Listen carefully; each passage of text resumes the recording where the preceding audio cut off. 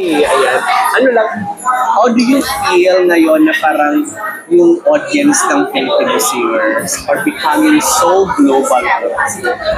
Ayan, Like yung, Maniwala- especially mga recent tweets na, maniwala kay Cindy, akong number one na supporter ng mga Pilipino as a talent na force. Dahil nakakarating po sa ibang bansa eh.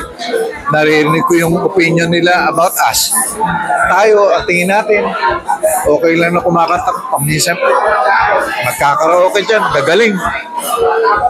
100 ako, di ko nakakaabot na gano'n, di ba? Sa kanila, yung ginagawa ng tipong karaniwan lang dito, sa kanila iba na yon, extraordinary yun. You know why?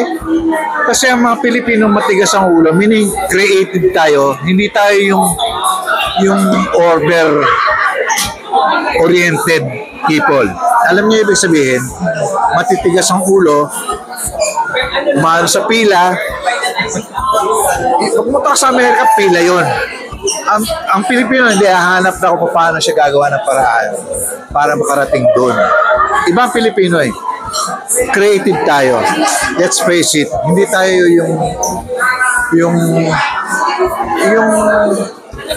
alam mo na, yung orderly na tao. Kaya, kaya tayo magaling kumanta, magaling sumayaw sa arts na sama Pilipino. At minsan, isa na rin yung paraan na atin para maka-aon sa hirap. Shortcut, may talent ka konti, gagamitin mo yun. Yan na! Kirahin mo na! Yeah? Para maiyaw na sa hirap ang pamilya natin.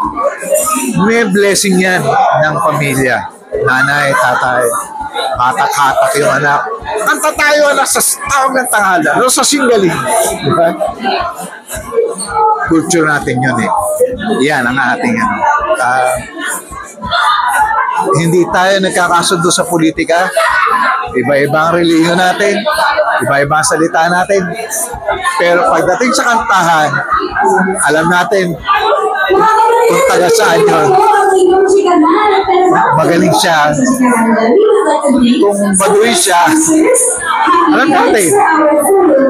Kantay. Yun lang. September 27 na. Singgaling, Celebrity Edition. Kami yun. Sila Randy, sila Kay. At ang ating mga celebrity doon, ang gagaling. Hindi ko masabing mabait.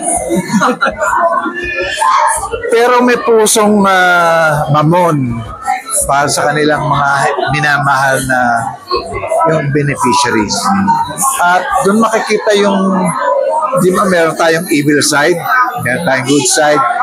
Yung palabas na yun, makikita mo yung good side ng tao. Siyempre, meron naman tayong toyo, di ba? Pero masasabi ko, wala naman tayong na-provision tao kung may toyo tayo. Yun lang yun. Masama man yung relasyon natin kay chismis, etc.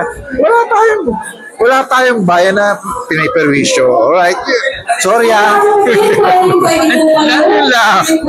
sorry, last question na lang. For someone na maraming beses nang nag-judge, what else can surprise Ray Valera in terms of marami pa rin. Marami pa rin. Lalo na yung mga celebrity natin, hindi mo ina-expect yun. Ang gagaling pala. Baga gano'n ka pa eh. At saka ako pag nandoon sa capacity na hurado o whatever, inaano ko yun na hindi ko naman siya siniserious na lalo na sa celebrity edition. Puro katuwaan lang yun. Basta iniisip ko, medyo nag-iiba yung yung nanonood dito, natutuwa ako dahil alam ko yung nanonood, makakapanood dito, matutuwa. Yun ang hinuhusga ko at that level. Gano'n. Yung entertainment level. Yes. Yung kanyang entertainment na yung episode na yun, natawa lahat. Yung sigurado magugustuhan ng mga tao. Yan. Hindi ako ginajudge. So, ngayon, minsan, hindi kasi contest eh. Ano lang siya, katuwaan. Kaya, para lang, ang papel namin ito, makikiloko lang. Magaang. Kaya kahit kami, hindi kami stress. Oh, masaya lang. Love you. Thank you. Thank you, sir. Pati ba kayo, sorry. Kanya ako nakatingin. Sir, picture po.